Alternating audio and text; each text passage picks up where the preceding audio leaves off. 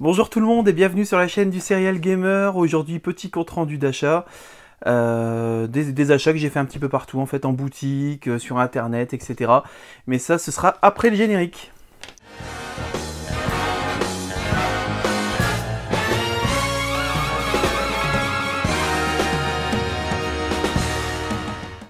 Alors, on est de retour sur la chaîne, donc, pour découvrir ce que j'ai acheté, est-ce que j'ai fait des belles trouvailles, etc. C'est ce qu'on va voir tout de suite. Alors, on va commencer par des jeux sur PlayStation 1. Et on va commencer par Croc. Alors, Croc, c'est un petit jeu, en fait, qui était sorti au moment de la grande mode des jeux de plateforme en 3D. On n'est pas au niveau d'un Mario 64, mais je vous avoue, à l'époque où c'est sorti, ben voilà, c'était un peu le Mario 64 de la PlayStation ou de la Saturn, pour ceux qui connaissent. Alors il est aussi bien sur Saturn et sur PlayStation, hein, pour info. Hein. Je l'ai trouvé à 5,90 €, voilà.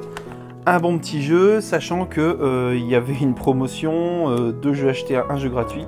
Donc j'ai acheté à chaque fois 3 jeux dans les différentes tranches. Donc voilà, un petit Croc sur PlayStation 1, il me le fallait, c'était un petit jeu sympa. Et puis à ce prix-là, je pouvais pas passer à côté. Alors on va passer à un autre jeu, là un peu plus classique. C'est la version de Harry Potter sur PlayStation 1. Alors comme vous voyez, le boîtier est fendu, hein. Ça malheureusement, pour trouver des jeux PlayStation 1 dans de bons états, c'est compliqué. Mais bon, il est complet, il y a la notice. Et puis ça reste le premier PlayStation. Mais ça reste le premier Harry Potter, donc sur PlayStation. Un jeu légendaire qui avait été testé dans le Joueur du Grenier. Qui a plutôt bien vieilli, malgré une modélisation approximative et puis des dialogues un peu particuliers. Mais ça reste un bon jeu. Et puis là aussi, hein, 6,90 €, voilà. C'était un bon petit jeu qui me manquait dans ma collection. On va passer à un opus qui me manquait également, le Duke Nukem 3D. Donc le Duke Nukem sur PlayStation. Sachant que sur PlayStation, en fait, c'est pas forcément la meilleure version. La meilleure version, c'est sur Saturn, c'est pas très connu. Tout simplement parce que la version PlayStation rame un petit peu. Et la version Saturn, non. Donc voilà. Moi, personnellement, je le préfère sur Saturn. Là, je l'ai trouvé sur PlayStation à 4,90 €. Autant dire que là non plus, je ne pouvais pas le laisser passer. On va passer au jeu Nintendo DS. Et donc, j'ai trouvé un Warhammer.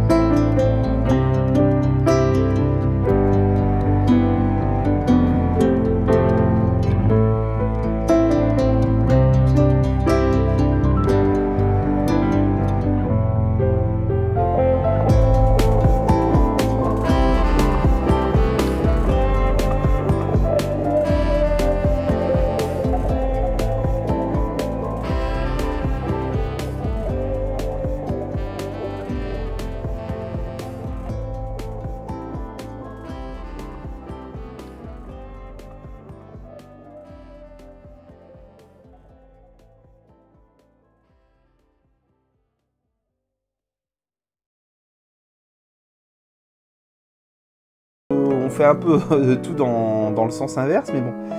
Une pièce rétro que j'ai trouvée à 2 €, un jeu Nintendo 64 de baseball. J'adore les jeux de baseball.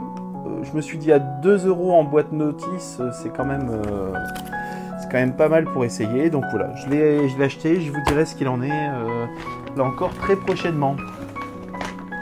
Alors ensuite, là j'ai toute une collection de jeux. Donc ça c'est des jeux d'occasion.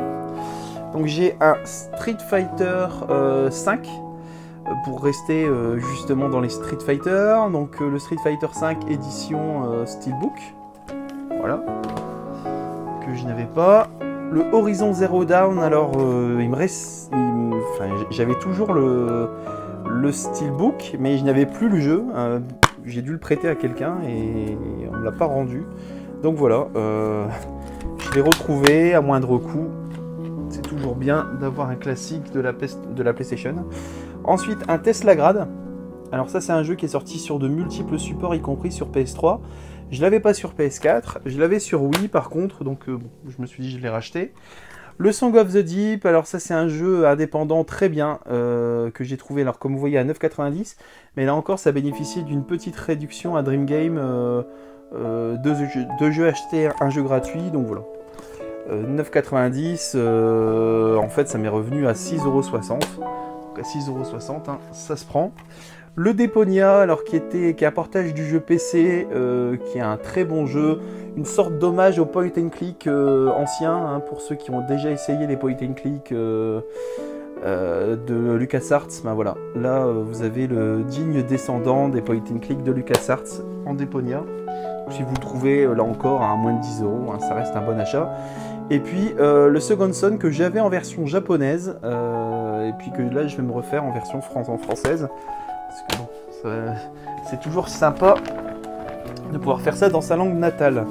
Et ensuite, donc là j'ai les 3 derniers jeux. Alors je vais pas dire les 3 meilleurs, hein.